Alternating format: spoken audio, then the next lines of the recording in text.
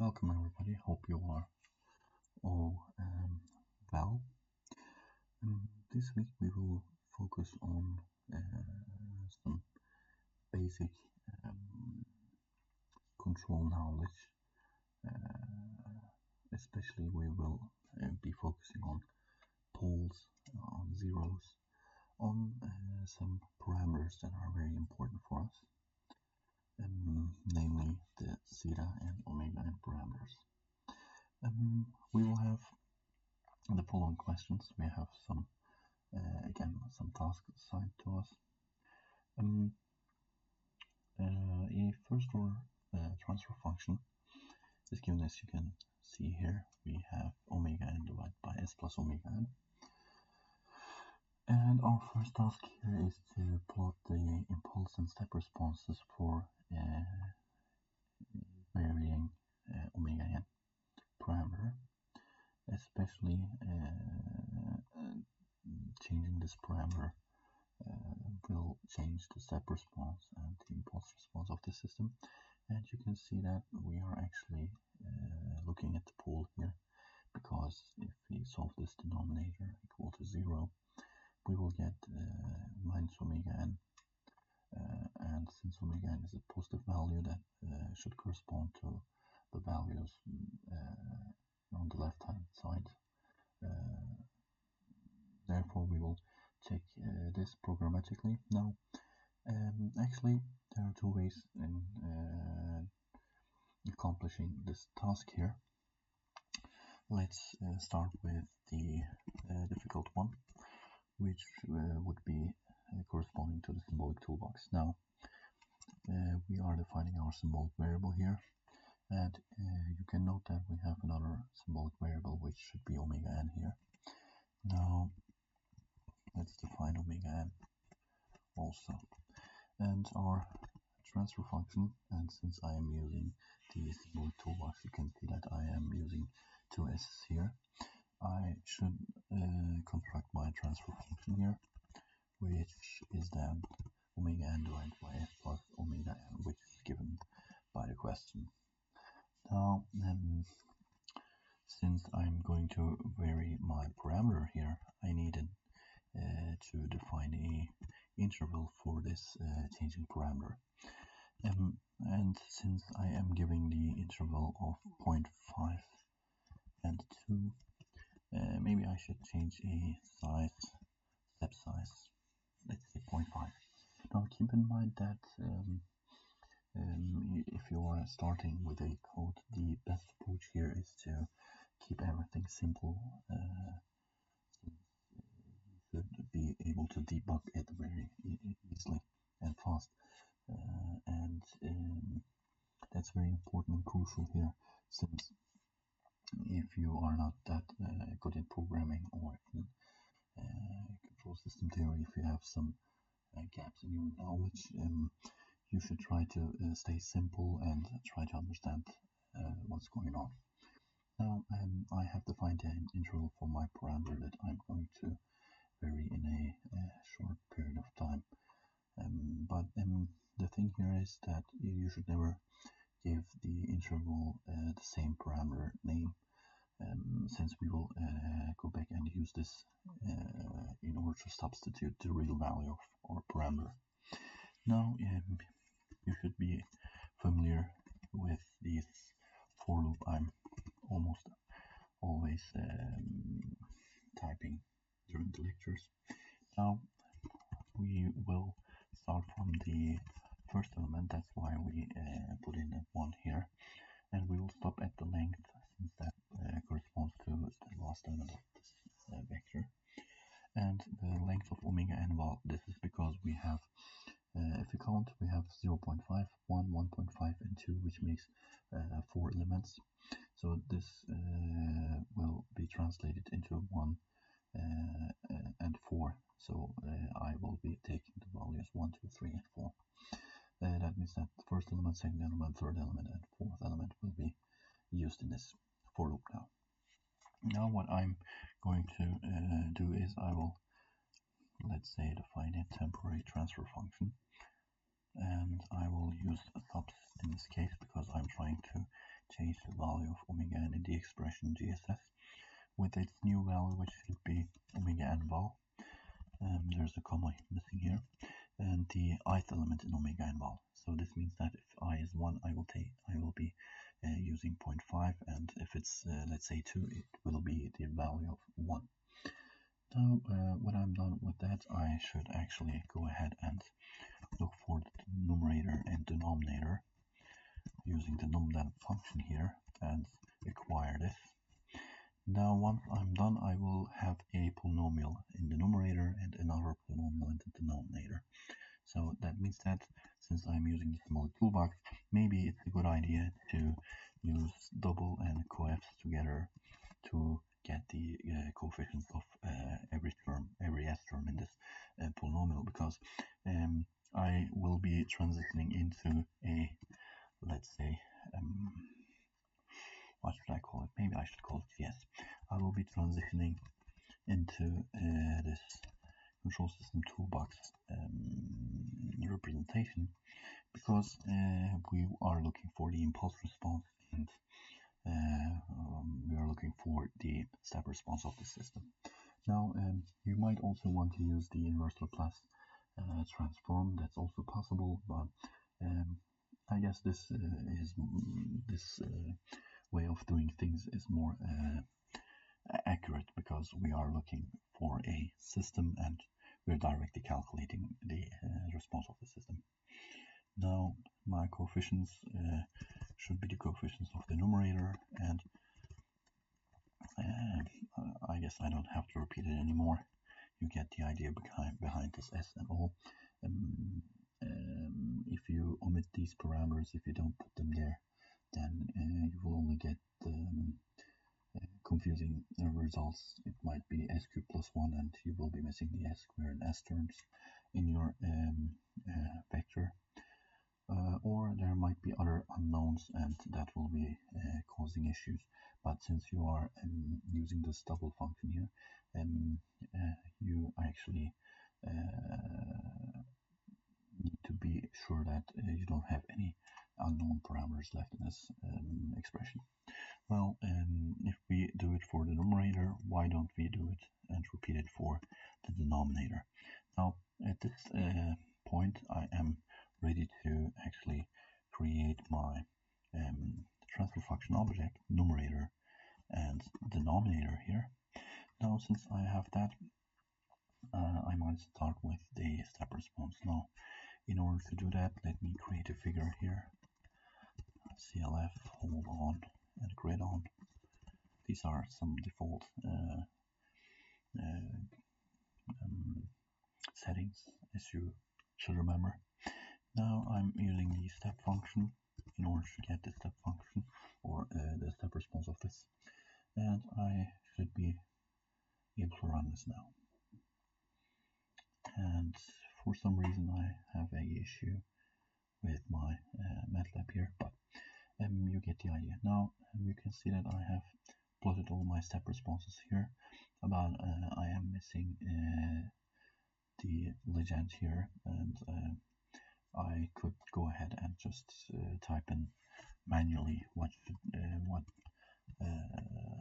parameters I have used here. So it's possible to write it by hand. Omega n equals 0.5, omega n equals 1, and then omega n equals 1.5, omega n equals 2, 4. I guess that should be it. Now if I run it, I can see, and once it's done, it will give me the values here. Now the task here was asking for the impulse response and the step response. That means that we have to also calculate the impulse response here. Now, as you might remember, I like to customize things around, and I like to actually use plot instead of step, but I will leave it as a task for you. You should go ahead and try to change that. Now, since I am going to use figure 1 here, it is possible to just go ahead and use figure 1 here for the step response, and I am going to use figure 2 for the impulse responses here, which means that I should copy line 9 and paste it here and put in a 2 here as the value. Now at this point I'm actually almost ready, but the only thing here is that I should somehow calculate the impulse response here. Now if you remember, since we are dealing with linear systems, linear time invariant systems, and single input, single output systems, an operation that will be done on the input signal will also be affecting the response, so that it is possible to calculate the output by taking or applying that operation to the output. So what I'm trying to say is that if you apply, let's say, a derivative to the input, you will also get the derivative in the output. Or if you take the integral of the input signal, the system should give you the integral of the output signal. So in that sense, I am actually able to use the step function here, but since I'm looking for the impulse response, this corresponds to the derivative of the input. Now, since I know that if I'm trying to take the derivative in the time domain, I should go ahead and just multiply with an s in the Laplace domain. Now, you could just easily go ahead and define another transfer function, let's say gs2, and then just say this is, or you should go ahead and create gt2 and then repeat this process just by multiplying with s. So what I'm trying to say is you will go ahead and copy this piece of code, you will paste it here, and you will call it 2 and then just multiply with s, because this operation here will take the derivative of the input, so I will see the impulse response. And I can just go ahead and use GT2 here and then take this and go ahead and repeat everything. But there should be, or there is a better version to this. I can just go ahead and use the definition TF, and I might type something like this, or maybe I should show it here. I can say that I want to look for the derivative. So the way I'm going to define is this here. You can see that this is a s term. You can say that the constant term is 0 and the first power of s should be 1, which means s, and then I'm dividing by 1, which gives me again s. So this part here is actually the derivative, and you can also go ahead and use this like this in order to define an integral, or you can just go ahead and take the numerator and denominator, which is basically the same here.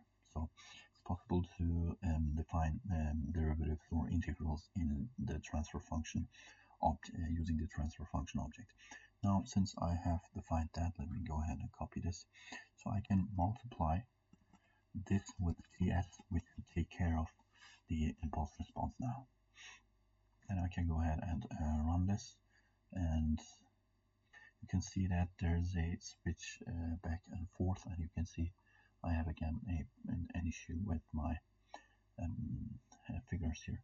But you can see that my system gives some response corresponding to that, and this is the step response. And I can see that if I am changing, let's say, omega n from 0.5, starting from 0.5, and if I'm going to increase omega n, the effect shows itself here, and I can see that my system becomes faster and faster. By fast I mean its settling time, or its tracking is getting faster. So I can also observe the same fact here, that this, if I have a system with initial values, or if a differential equation of initial values, it takes quite some time to settle down onto its equilibrium point. But I can see that increasing the omega n value will just end up speeding up the system. I can see I can track the step responses faster, and I can see that I am reaching the equilibrium point earlier, basically. Now, if you want to see also the pole zero map representation here, it's also possible to just go ahead and create a negative figure and then say PC map and then type in GS, and you will hopefully see this effect of increasing the omega n value. Now let's run this. We should basically get another one here. You can see here, and it becomes slower and slower just because I'm not coding optimal. You can see that my first pole is at minus 0.5, and it goes to -1, so it's just moving towards the left. So a basic assumption can be made here. I can say that if a pole in the complex domain moves towards the left or is getting far away from the j omega axis, which is placed here, my response gets faster, so my whole system becomes faster. So I can say that my settling time is reduced. So there's an inverse relation here, because this part here is the real part of the poles of the system, or since this is a real pole system, it has just this pole here, so this magnitude here becomes bigger, and this or the value of the settling time becomes smaller. This means that this magnitude is inversely related to the settling time value.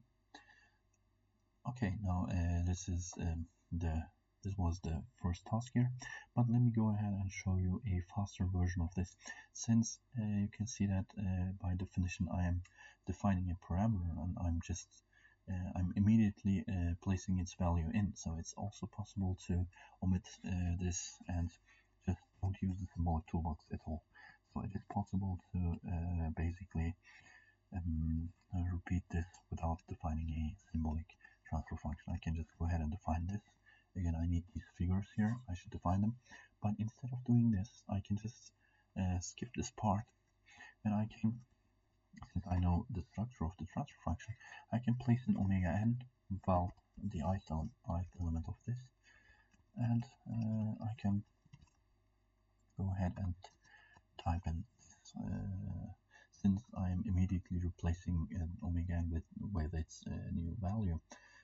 This for loop will assume omega n 0.5, and it will use this 0.5 in order to define the transfer function gs. So basically you should think about the question a little bit before you start coding, because maybe you don't need the symbolic toolbox at all. Not always is it necessary to use the symbolic toolbox. You should keep that in mind, because if you're able to solve it without using it, maybe that's a better and easier way. And remember, what I've told you at the beginning of this lesson here. I said that if you are able to code it simpler, it should be it is a better way of doing it, because you can debug a little bit better. Now you can see that if you should have an error here, you can just go ahead and debug it. Now once this is done, since I have some issue and MATLAB weirdly places my figures somewhere else, you will see that the result didn't change, because the way of thinking was not that ideal. Now it is more ideal in that sense. Now this was the first task given here. And basically what the first question is trying to tell you is that if a pole moves towards the left on the complex plane, your system's step response or impulse response will get faster, and your settling time value of the system will become smaller. So that's a point we are trying to make here. And this assumption will also be generalized in the upcoming tasks here.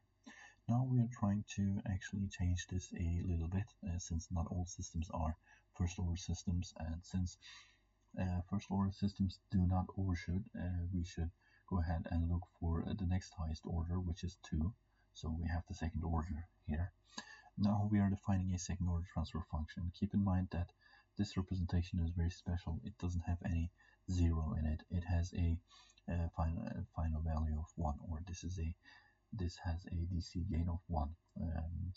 I can say that because four-step responses, that the final value theorem can be applied to these transfer functions, and you are multiplying with s and you are multiplying with the input, which is 1 over s, since it's a unit step function, and they cancel each other out, so you are left with this transfer function, and you take the limit where s tends to 0. So since this is just easy to calculate, and you can just put in here 0 and these terms vanish, you get a value of 1. The final value theorem gives you a 1 at the output. So this is specially chosen so that it should have a DC gain. So this is a second order transfer function, a system that tracks basically the input. So if you apply step, it will settle down to that input. It will track that, but it has a special structure, and it has the two important parameters in it. One of them is controlling some aspect of the system, and the other one is controlling the other one, and we will see that in a minute. But from the first question or first task, you should be already seeing where we are going with this, because I've already told you that this system does not overshoot, but this one does. So there's only zeta involved here, so that should be probably related to this overshoot here. And you can also see that omega n was the magnitude of omega n was related to the settling time. Some sort of magic will happen here, and we will see a similar property here. Now, for our first task, we will see that we have a task where we fix the omega n value here, and we are changing the zeta parameter, which is a new parameter compared to the question above, and we will give it different values here. Now, as I've mentioned before, it is possible to solve them with the symbolic toolbox, but I'm going to use the easiest way because I'm trying to make points here, and this is not just an arbitrary task here. These have some important things to tell you. Now, first of all, I should give the definition of this here. So you can see that I have to put in a square, since we have omega n square here, and then I will have s square, which is okay here, but I have a 2 times zeta times omega n, and since we are fixing omega n, I should go ahead and define my omega n here. So we have omega n, and I will use omega n everywhere where I am using this omega n val. So you can see that the structure here is pretty much easy to follow, but if you look here, if this parameter is placed in an interval, so its interval is given. So basically here zeta is given, so that means that instead of omega n value, I should have something like zeta value here, and I am trying to change it between 0 and 1 for the beginning. Now, taking, let's say, 0.5 should be good for a starting point, because you have 0, 0.5, and 1. You have just 3 values to check here, so this should be easy to debug. Now, I'm placing this here, so that means that I am basically looping through every value of this zeta here, so I'm changing zeta in an interval. Since this zeta is not defined, I should take the zeta val and take the ith element. So there are actually, if you are not very familiar with this approach, you can just go ahead and say zeta will be a value. The ith value of zeta val should be defined as zeta, and you could also go ahead and use zeta this way, but I'm just preferring the other one because less code is better to see through and understand, in my opinion. It's a personal preference of me. Now, I have defined omega n1. I have defined an interval, and I have changed this zeta value in this interval. I have 3 figures because I want to debug it in that sense, but I guess the step responses here sufficient, and I don't need the other one. So maybe I should get rid of this impulse response here and change this to here. The pulse map is not asked for me, but I want to see how this exactly looks here. And you can see that this should also be changed here. I should have zeta equals 0, and then zeta equals 1, and then zeta equals, okay, 0.5 and 1. 0.5 and then 1, and get rid of this here. Now, if I have typed in everything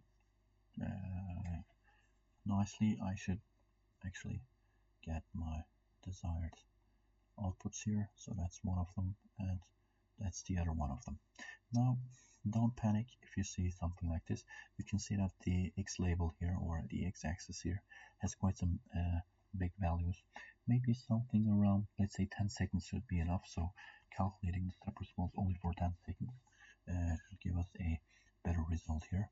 And we can see basically now a little bit better what's going on and what did happen here. Now, it is a little bit difficult to see through this figure, but you can see that I have a pair on the j omega axis, which is given as blue, and you can see that this is actually an oscillating signal. This is a sine wave.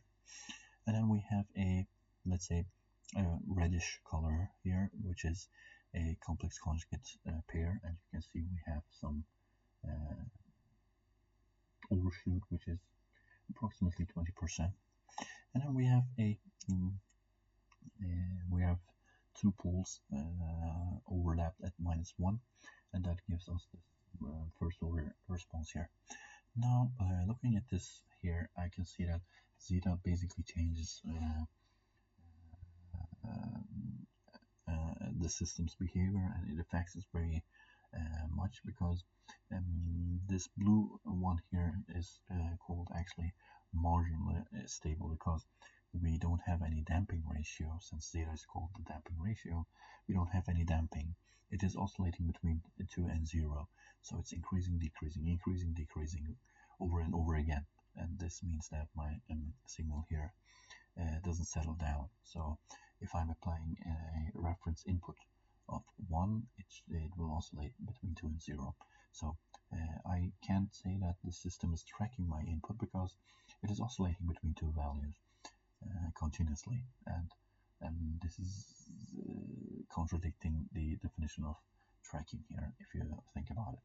But just a slight damping ratio will change this behavior, and I will show it in a minute. But having a zeta value of 0.5, which means that we have quite some, let's say, friction. So you can think about zeta as friction. If there's no friction, if zeta is 0, you can see that this is oscillating, and this is an ideal case of an oscillator. But if you have some damping ratio of value 0.5, which is a harsh friction in this case, you can assume that it will just begin with a oscillation, but it has too much friction, so it doesn't have room for continuing on with the oscillations here. Or you can think about this as energy transfer between kinetic energy and potential energy. So if there is some loss in this energy conversion, because zeta is 0.5, you will be out of energy soon. And if you're out of energy, you are at an equilibrium, which means that you are at the equilibrium point, or the system is reaching a certain state where no changes will be occurring, even if time changes. So, and this is basically the definition of stability. You should be reaching a certain equilibrium point. Now, the blue one doesn't reach a certain equilibrium point, but it has some sort of an equilibrium area, because it is staying in this area, not in an exact equilibrium point, but maybe an area. And this is marginally stable, because a slight change can cause instability. so it will just begin to in, increase its oscillation. Now I can show you that by I hope I can show you that. I'm not sure. Maybe I should increase the steps now. This increment in steps should give me a better picture of that. You can see that by animation that the damping ratio, the higher the damping ratio, the lesser we have some overshoot. So this means this is not accurate because I didn't use this automatic function as usual, because I'm trying to focus on the points that are made here. Now you can see that there's a certain angle here. Here we have some 90 degrees, and then it's increasing, and at some point we have 180 degrees. And this affects the zeta value, and you can see that they're basically losing overshoot, and they're becoming similar to a first order system here. Why is that? Because we are actually approaching this critical point of zeta 1. You can see that the damping ratio is shown here in this figure. You can see that this is 0.9, this should be 0.8, and it goes on like that until it reaches 0. So by looking at the zeta value, I can make some comments on stability of the system. I can say that it becomes marginally stable, or it becomes more and more stable, in the sense that it has an equilibrium point. Now there is also another interval for zeta. Since we have examined it in this interval, we can also start with 1 and reach 2. Let's quickly do the changes here. I can just type in 1 and then 2, and if I run this now, I will see a different picture, hopefully. Now we can see that we don't have any overshoot, but things on the complex plane become complicated. Now, if you remember, we had some zeta equals 1 solution here, which corresponds to this blue one here. That's the critical point, basically. After this, the poles separate, and they move in different directions, in opposite directions, basically. One is placed here, and the other one is here. So this one moves to the left. One of the poles moves to the left, and the other one moves to the right. Now, since I have examined the first order transfer functions in the first question, I can easily say that if I'm going to the left, if I'm moving to the left, the system is becoming faster and faster in terms of the settling time. Now, since there's also another pole that is approaching the j omega axis, this will be slowing down the system. Now, since we have two real poles, I can assume that this is basically a cascade connection, so in series connection. So I have one system that has a fast pole, and then another system which has a slow pole. So think this a computer that is connected to a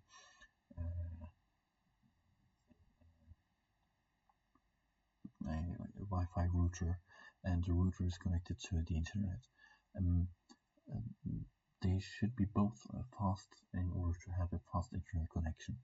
But if one of them slows down, the whole system will slow down. And basically that is what I'm trying to say here. If you have a computer, and if your connection to the Wi-Fi router is poor, then your whole internet connection will become poor. If, for example, you have a fast connection with the Wi-Fi router, but the Wi-Fi router has a poor connection with the internet, you will again have some poor performance because it will affect the whole system. So the slow thing in the whole system will determine its total speed. So that is very important in this case, because we have one fast pole and another pole that is very slow. So if you connect these two poles and use this as a whole system, then we will see that the slower pole will determine the speed of the system. This is caused because of the fact that series connection should be, let's say, maybe equally fast or slow in order to determine the whole speed of the system. In other cases, the slower one determines the system's speed. So if you should have some parallel connection, that will not be the case. So I can give you, I can modify the same example such that you have, let's say, two computers and one router and internet. And if you're connecting both at different speeds to the router, but the router has some, let's say, speed, that connection speed. So a slower computer should not affect the other computer. So they are not connected together because they are parallel things. They are separate things. But if you are connected in series, that means that they are part of a whole system. They are not separate. So if many computers are connected to the Wi-Fi router and the Wi-Fi router is connected to the internet, ideally they should not affect each other. But since there's something called bandwidth, and that bandwidth is limited, that's another case. But you will hopefully you get the point what I'm trying to say here. So basically, one of them is the connection of the one of them represents the connection between the router and the internet, and the other one is the connection between your computer and your Wi-Fi router. Now, and you will see this slowing down effect, because the slow pull will determine your speed. Now, in terms of friction or zeta values, increasing zeta too much is not a good idea, because too much friction will cause some issues here, and you will slow down because you're overdamped. You have too much friction in your system. So there's basically a balance between stability, so you should have some friction, and some overdoing things, so which means that we should have an ideal case here, which is basically zeta equals 1 in most cases, because critical damped systems do not overshoot, but are also not that overdamped. So it's a very good place to design a system. Now let's look at the next task. You can see now that once we have done this, this actually shows us that choosing this zeta value between 0 and 1 determines the stability here. Choosing it between 1 and 2 is overcomplicating stuff, so it's not ideal. But this zeta equals 1 is a critical point where design, if you do not want some overshoot, it is a good point to choose for a design. Now, fixing omega n was a starting point. Now we are changing up things. We are fixing zeta now, and then we are changing omega n. We want to examine the effect of omega n to a step response of a second order system. Now basically I will go ahead and copy this code, because this is pretty handy here, and I will make some small adjustments, and this should be doing the job. Now let's only go ahead and change my zeta value here, and I will type in omega n val. So basically this looks more like this a part here. Now, since I'm using the omega n val here, I should always use the ith element of omega n val instead of omega n. But since I know what the zeta value is, I should go ahead and change this. Now you can see that this task isn't that difficult if you think about it. These values are not quite accurate. We will have to change that. Now 0.5 and 4, let's change that. 0.5 with 1.5 steps until we reach 4, and we have omega n equals 0.5, then omega n, which is 1, 1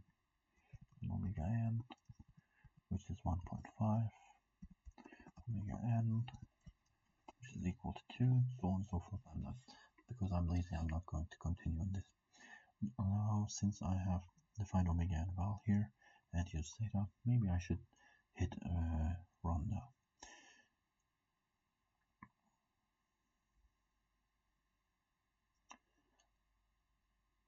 Okay, I have forgotten to use the square here, since they should all track the system output. Okay, now we can see the effect here. Basically, this didn't change anything, so this means that if I have a fixed value of zeta, if I have a fixed value for zeta, let's say 1, which is the critical solution I'm looking for most of the time, and if I change omega n, this will be the same as using this first order system and changing the pole. So because we have two first order systems connected to each other in series connection, and as I've told you here, that the slow one determines the speed, because they're equally fast or equally slow. There's just one speed to talk about, and that is determined by this omega n, which is basically also the pole, because you can see that theta 1 is this real axis here. You can see that it moves from minus 0.5 towards left.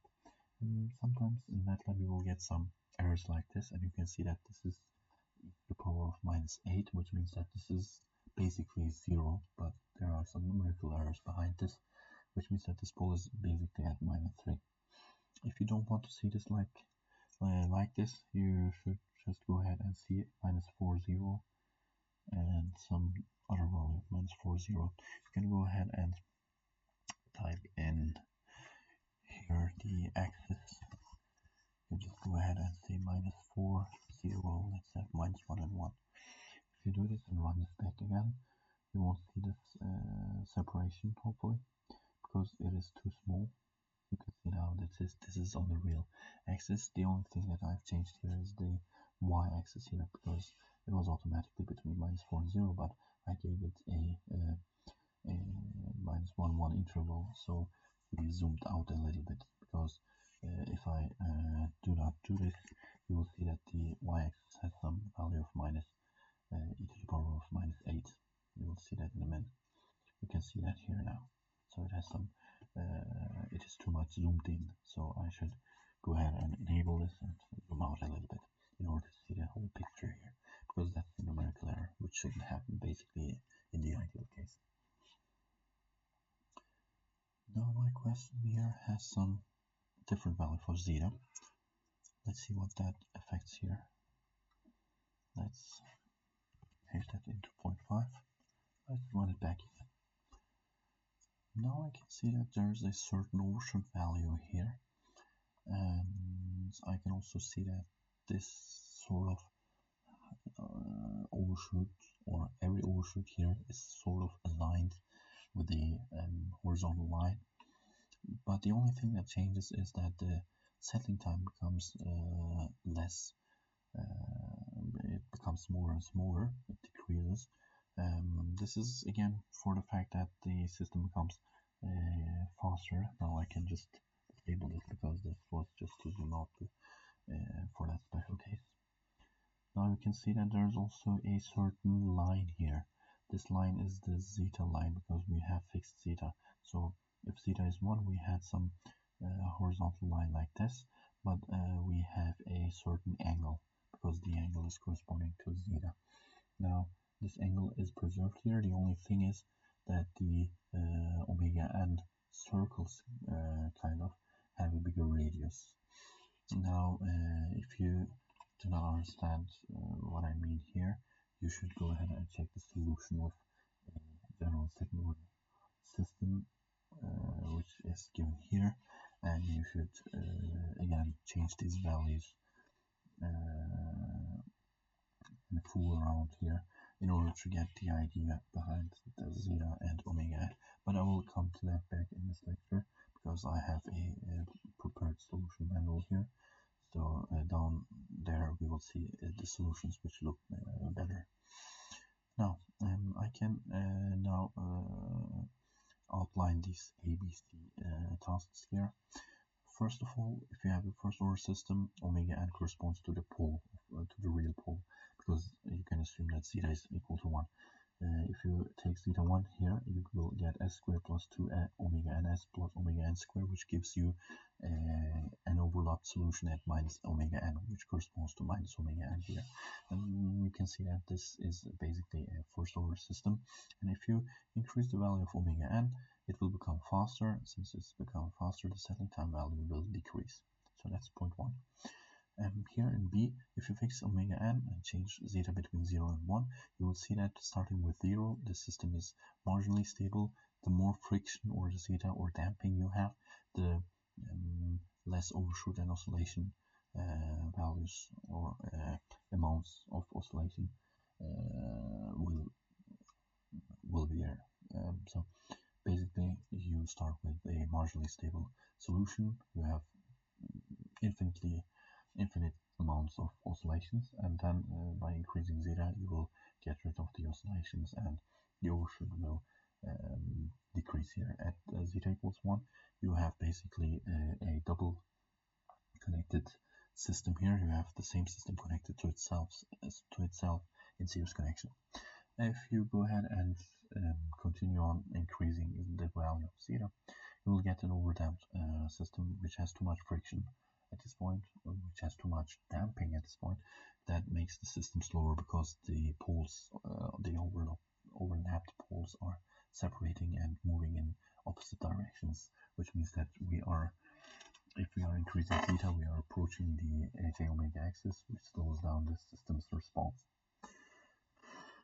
Now in C, we basically saw that if you are fixing the zeta value, this doesn't have any difference than having two different systems connected to each other.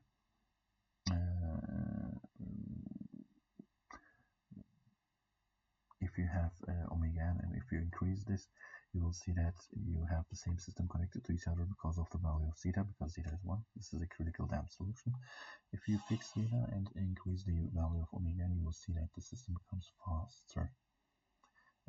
If you fix it at 0.5, you will see that since zeta is fixed, the overshoot will be fixed, and if you're increasing omega n, it will still be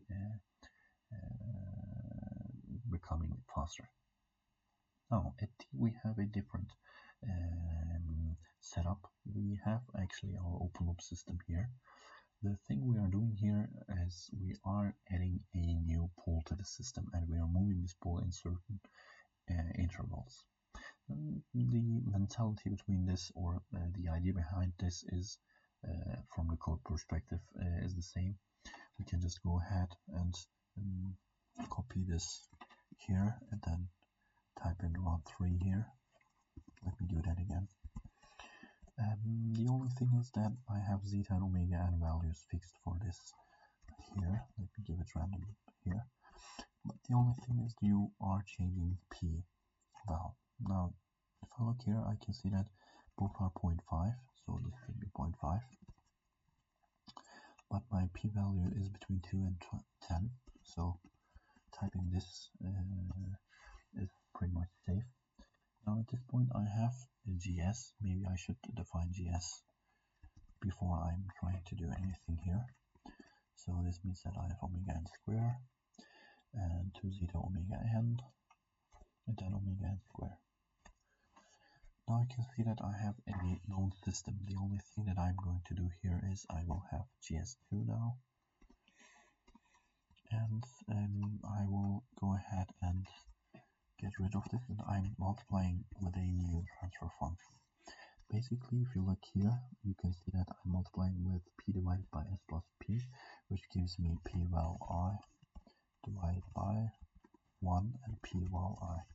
So this is basically the same representation. Keep in mind that I should use now p val instead of omega n val here. And we have some p values here, and we start with 2, and then p equals 3, p equals 4, p equals 5, and goes on like that. But since I'm again a lazy person, I'm not going to continue here. Now The thing here is that I have a system, a signal system. I'm just adding a third pole here. And the reason why I have P divided by S plus P is I don't want to change the gain of the system. Or if you look at this, this has a DC gain, or if you use the final value theorem, you will see that this has a steady state gain of 1. And if you just examine the term that's newly added here, if you plug in S0, you will see P divided by P is again 1. So this is a DC term correction. So if I use it this way, I don't change the DC gain here of the system, since I still want a new system that is tracking the input. The only thing is I am trying to somehow get a grip of adding a pole of to the system. So what should happen here? I'm trying to basically answer this question. What if I have a signal system and a new pole? Now, let's basically see what's going on here. And now you have some responses, and you can see that if I'm adding these poles, I don't have much going on here. In terms of overshoot, I have almost the same overshoot. In terms of settling time, I have small deviations or small variations in the settling time. This is a good response here in terms of in the sense that if I should use this for a design, if I'm modeling a closed loop system, then I can go ahead and place a third pole that is far away, and I will come to that. But let's give it a different interval, which is defined here. You can see that this is between 2 and 10. Now we have also another interval which is between 0.1 and 0.5. Let's try this 0.1 and 0.5. I'm going to comment this out now. I'm going to say that trying to change between 0.1 and 0.5 here. Now if I run this back again, I guess 10 seconds is not enough anymore. Let's make it 20 seconds here. Let's run it back again. Now I can see that in terms of settling time, I don't have the same settling time. In terms of overshoot, they do not have the same overshoot. So it's not a good idea to add this pole where the second order systems poles are. So why do we examine this? Because in the future we will try to design controllers, and in designing controllers we are trying to adjust the system's behavior in the closed loop. Now the system's behavior is actually determined by the time domain specifications, which I'm trying to introduce here. Basically the settling time, the overshoot, is pretty much important, and it depends on the system we are controlling, and at certain points we will have to set them. Now if we have a first order system, it is very obvious how to change it, because we have a real pole and it directly affects the settling time, and there's no overshoot, so that design should be without overshoot.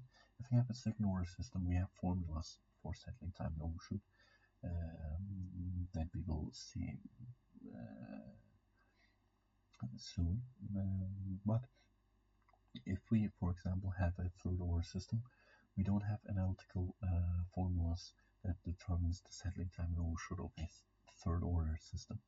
That is quite sad, because if we had some formulas, we would just go ahead and use the settling time and overshoot value and just go ahead and come up with a closed loop system that we should aim in our design.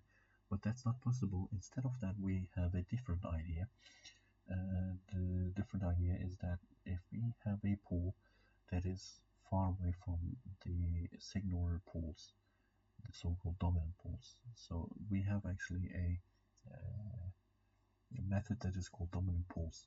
We will have a signal system, and then we will have some closed loop that should be, let's say, of order n, we will try to place two poles exactly at some specific point, and then we will try to place the n-2 poles, which are the residue poles, or which are unnecessary modes in this approach. We will try to place them as far as left, as far as on the left on the complex plane as possible. So that will be a method we will use in the future. And why can we do that, or why do we have such an approach? This is basically answering that question. If we add a pole near the dominant poles, then we have a different settling time and overshoot values here, which we are not able to determine. But if I'm going to comment out this, if we are far away from the poles, from the dominant poles, as you can see in a minute here, the settling time or overshoot does not change, or is not that much affected from that. And you can see that they are quite on the left here, and you can see that we have a value of 0.25, and the nearest value starts from -2. So if I'm not wrong, this is maybe 8 times more on the left compared to the dominant pole. So having a certain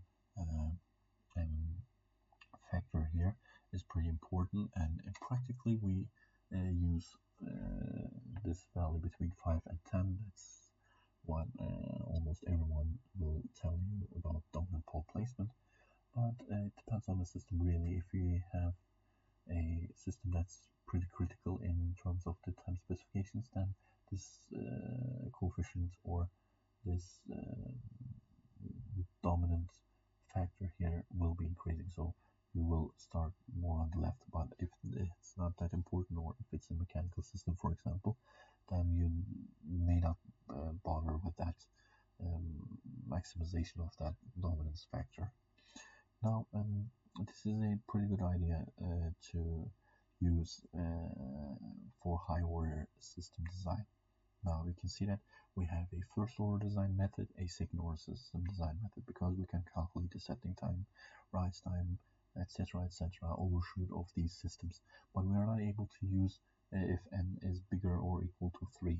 There are no formulas for settling time or overshoot, so there is no time specification data on higher order systems. Then the approach is to use just 2, or in some cases 1 is also sufficient. We use just 1 pole or 2 poles in order to model the system, and we are putting the left poles as far as left as possible. Now remember that I've told you, if you have a computer that is connected to a Wi-Fi router which is connected to the internet, the one that is slow will determine the whole speed. Now this is basically the same thing here. All these poles are faster than this pole pair here. Why is that the case? Because they have real values that are bigger. So we are maximizing omega n, as in A, shown in A.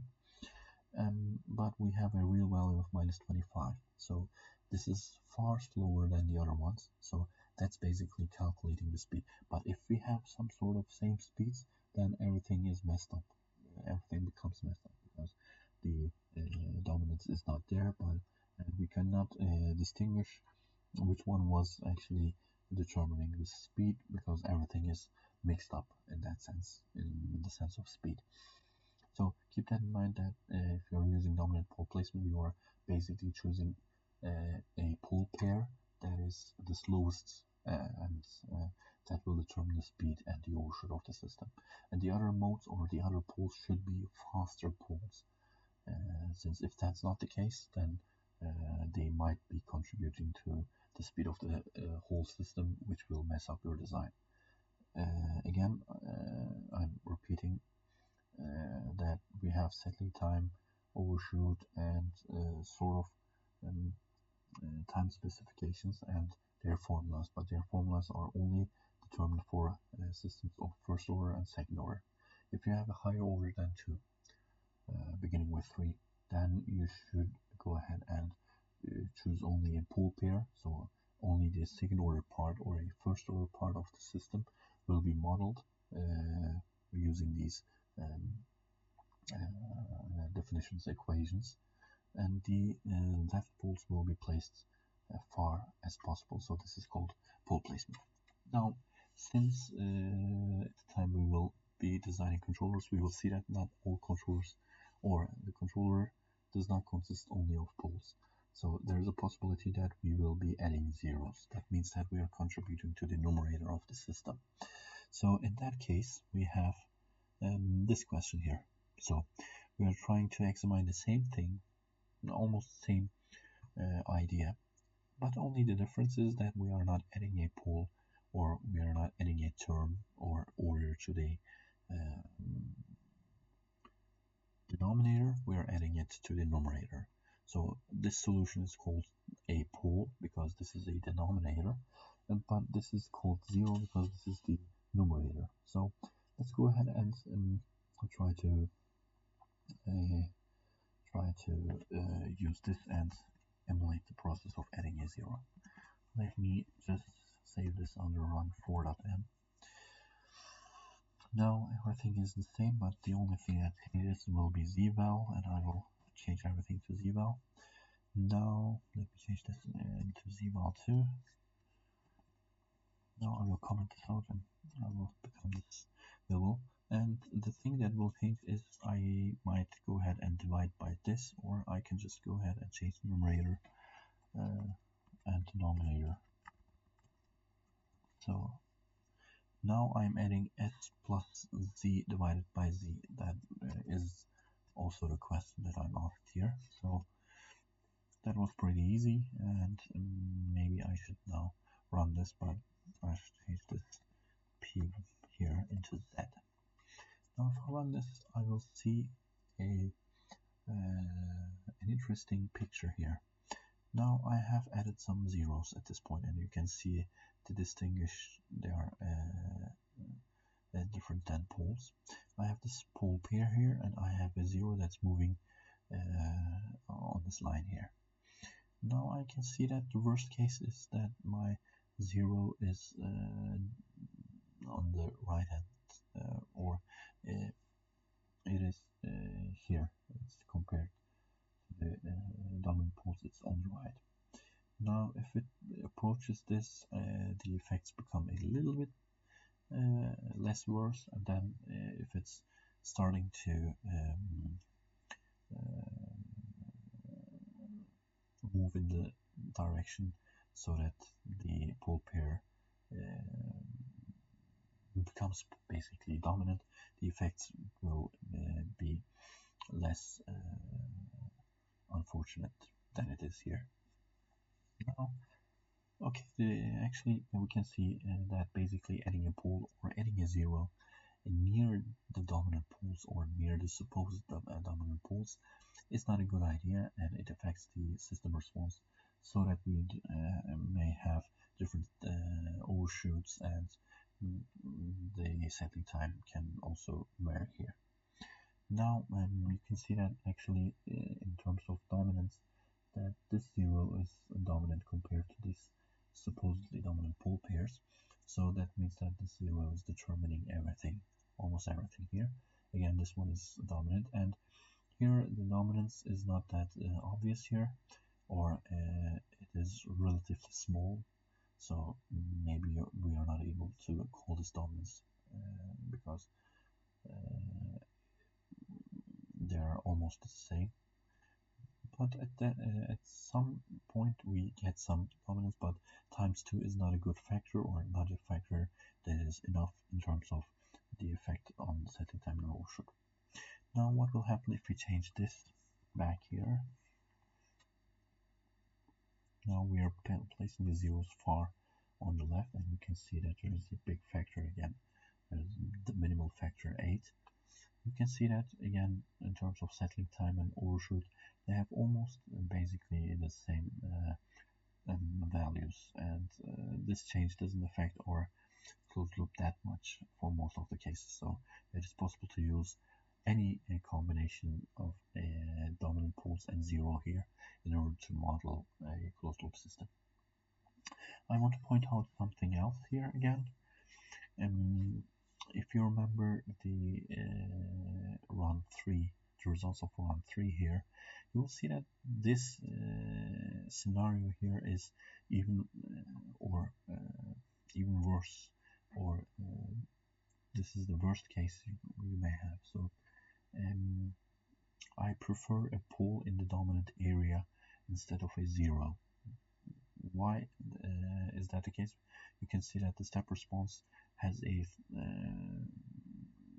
drastic overshoot here, which can be very crucial in terms of system design. If you have a design where you want to have, let's say, 10% overshoot and you have 300% of overshoot, that's maybe not a good idea. So having a 0 at this area is not ideal, and it is very, very unfortunate. But if you have a pole there, as you can see here, if you have a pole, you can see that it had a 300% of overshoot. If you are aiming for 10% overshoot, I'm sorry, this is the dominant case. I should demonstrate it with the non-dominant case. It had a 3 times overshoot. Now you can see that this is not that bad in terms of real life, because okay, we have an overshoot, maybe not the desired one, but it is not that high of a value, and the settling time is just a different story. But in terms of overshoot, having a pole in the dominant area instead of a 0 is way better. Now you will also see that this is kind of a transitioning into system design or controller design. And before we start that, we have to know the effect of a pole. We have to know what a second order system without a 0 looks like, and how I can change some parameters in this transfer function in order to get a good or desired response. And we should also know the effect of adding a pole or a 0 to a system that is of second order. So if I know these and if I'm familiar with them, I can basically comment on every time domain approach.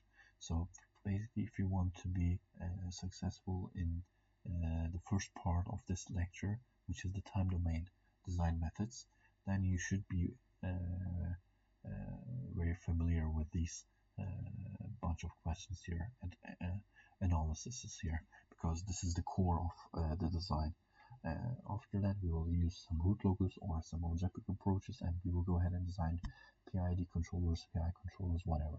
But the main concept here is to understand what a pole is, what a 0 is, and what moving a pole or 0 can cause, and what is a dominance, what do we mean by dominance, or what is happening if I have a slow pole and let's say faster poles, what happens with their combination, what is zeta, what does it tell us, can I tell stability if I have zeta, what types of stability do I issue with them, what happens if I have two big values for zeta, and how does it happen. So these kind of questions should be very clear for you. If not, you should go ahead and study this. You should go ahead and try these on your own, and once you're convinced, you should be ready for the next upcoming lectures. And a different story can also be told if you go ahead and try to change omega n and zeta simultaneously. Then you will have some sort of both zeta and omega n effects together. Maybe that can tell you something else. So basically, you can use MATLAB, the symbol toolbox, the control system toolbox, in order to examine and analyze transfer function, which is pretty important. Now, I'm not going to cover these two parts here, but I will go through them. And now we know that this settling time formula here is basically 4 divided by zeta times omega n.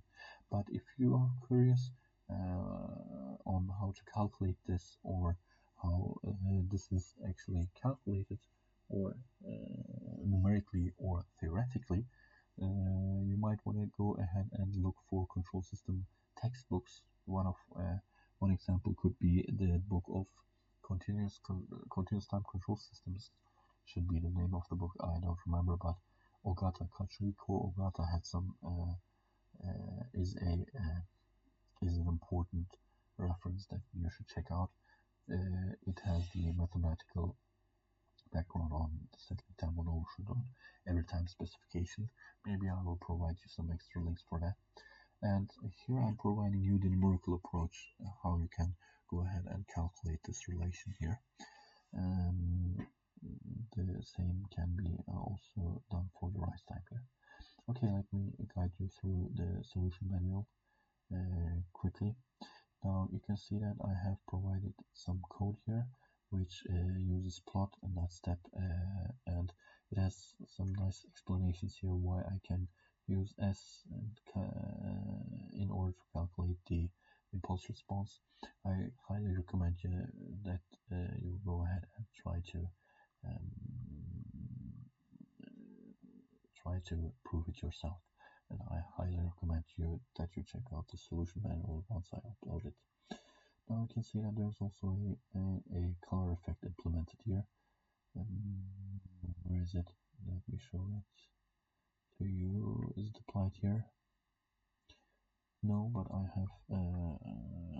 I can show you the upcoming weeks on how to get this dark to light or light to dark transition.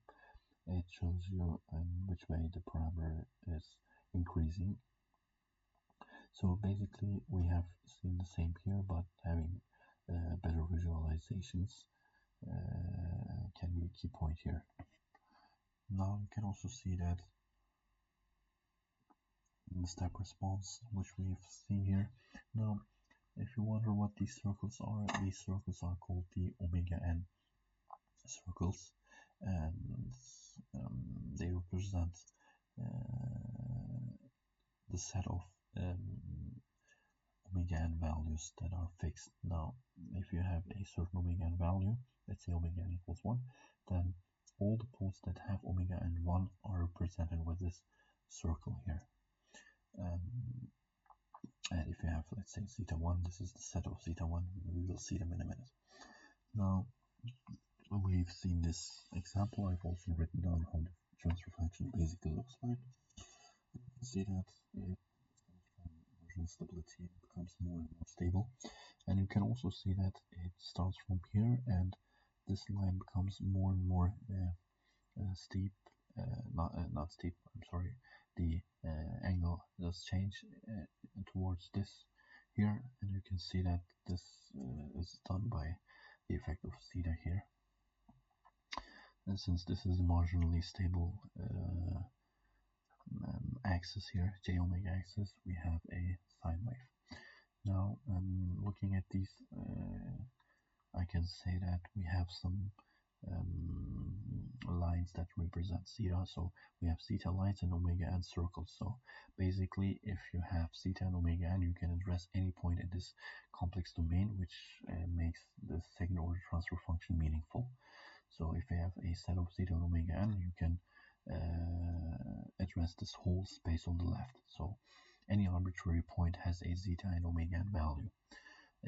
If you have the same omega n value, you will end up in a circle here, and if you have a fixed zeta value, you will end up on a straight line here.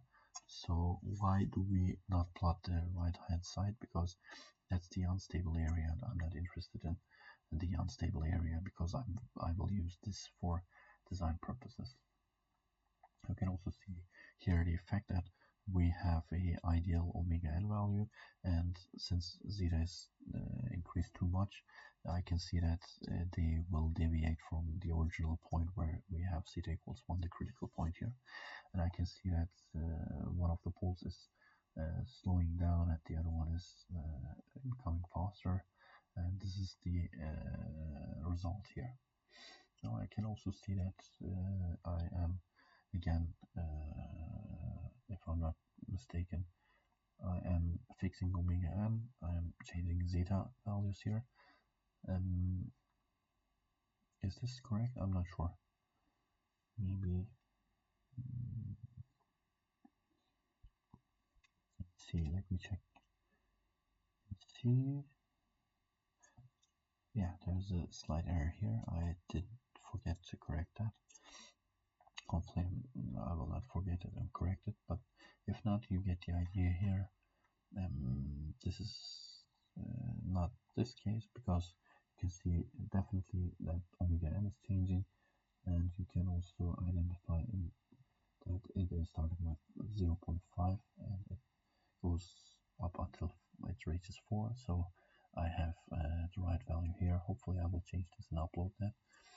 Now you can see the effect of omega n. If you have bigger circles, which means that you're moving towards the left, your response gets faster because it transitions from dark red to light red here. And you can just go ahead and see the same effects. I've shown you these effects via animations, but it is possible to use color coding as I've done here. You can see that there is definitely a zeta line here, and you're on that zeta line, but the only thing that changes is the radius of this circle, which corresponds to omega n. So that's that. Now you can also see that an overdamped case here, that we have again the zeta circles, but the poles are not even on them. So this is a very different case. Now I have this function here, and I'm adding a pole to that. Now I can see that this is the dominant pole pair. We have zeta and omega n. This is why we have a line and a circle intersection here, because I know zeta and omega n, which means that I am intersecting both the zeta line and the omega n circle, and I get a certain point here.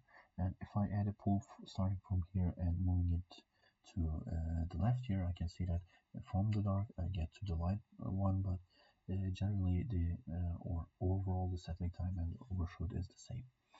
Now if I am moving in the dominant area where I have this as a dominant pole pair, I can see that the overshoot and settling time looks much different.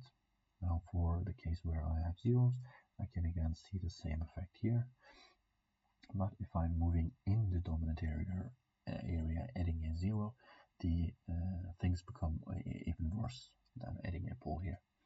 Now you can go ahead and copy and paste this because this is out of our coding scope. I will just show you this here. You can see that I am looking for zeta values in this interval where I'm changing it between 0 and 1, and I have omega values up until 100.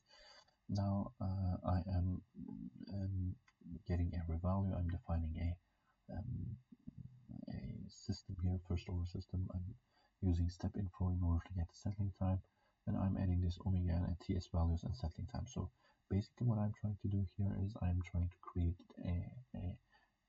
a table that has some omega n and settling time values in it, so that I will then again try to get a formula, the dependence between the settling time, zeta and omega.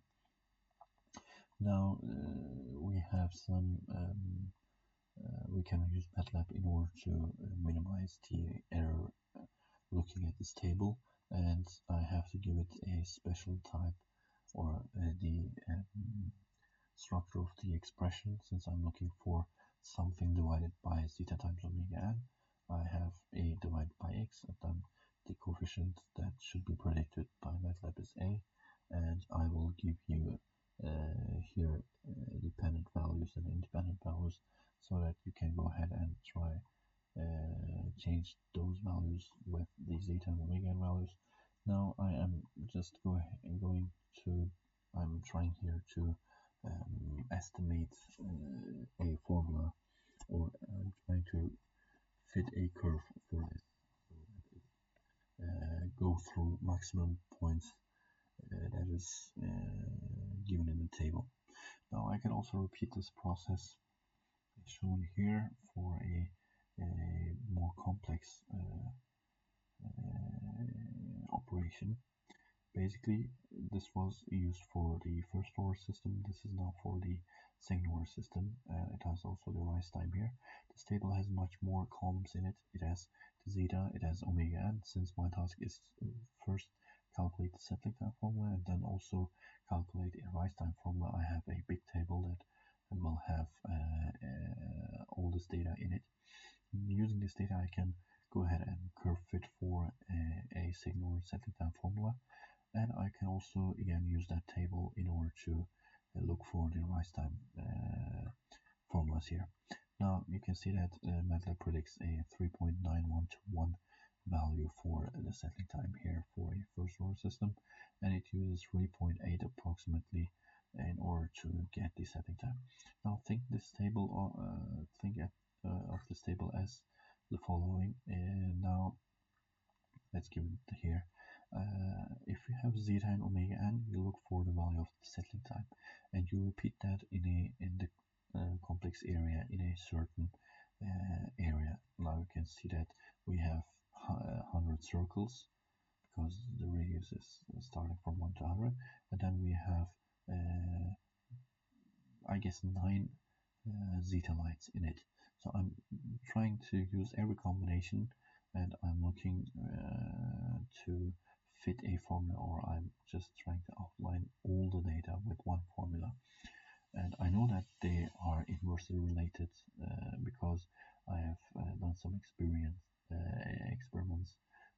in A. If you remember, we have changed omega n, and we have seen that if we increase omega n, the settling time will decrease, so they should be inversely related. The same with for the stepping ratio, just because of the fact that if you have zeta 0, you will have almost, or your settling time will be infinite. So even only this one shows you that if you that relation between zeta and ts is an inverse relation, because if you increase the zeta value, it will become more stable. The more stable the system, the faster it will be in terms of zeta, only if omega is fixed. Now you can see that they are inversely related, and therefore I will construct a big table, and I will use some special MATLAB codes that are not the concern of this lecture or even this lesson in this detail. If you want to see the details, you can look for the documentations of that type. It will help you out through this fitting process here. But basically, if we would have looked at the table and tried to guess a formula for the settling time, this would be the result for the first order system, and this would be the result for the second order system. Now you have the same for the rise time, almost the same, just slight differences here. I have a more complicated formula here. One of the expressions is zeta divided by omega n. So this one here, then the other one is just related with the inverse of omega n. So that's the case here. Here things become more complicated. We have 3 different parameters here. One is zeta squared divided by omega n, the other one is zeta divided by omega n, and the other one is 1 divided by omega n. So this is the representation, so that MATLAB knows what to calculate for us. It will give us A, B, and C, which are the coefficients here. It starts from the 0 point and tries to estimate it, and we have this MATLAB code in order to help us out which one is corresponding to which here. Now I again repeat, I recommend that you look through this lecture note and study it pretty well, because this is very essential in terms of the upcoming weeks, because we will go ahead and try some design methods, but you should know the definition of zeta, omega, and first order systems, second order systems, and the effect of adding a pole or a zero to a system in order to be able to understand the upcoming concepts. Now, if you have any questions you might want to answer below, or you might also want to answer in our course page in Google Classroom. So feel free to ask any question. I will try my best in answering them. And that will be it for this course. See you in the upcoming lectures.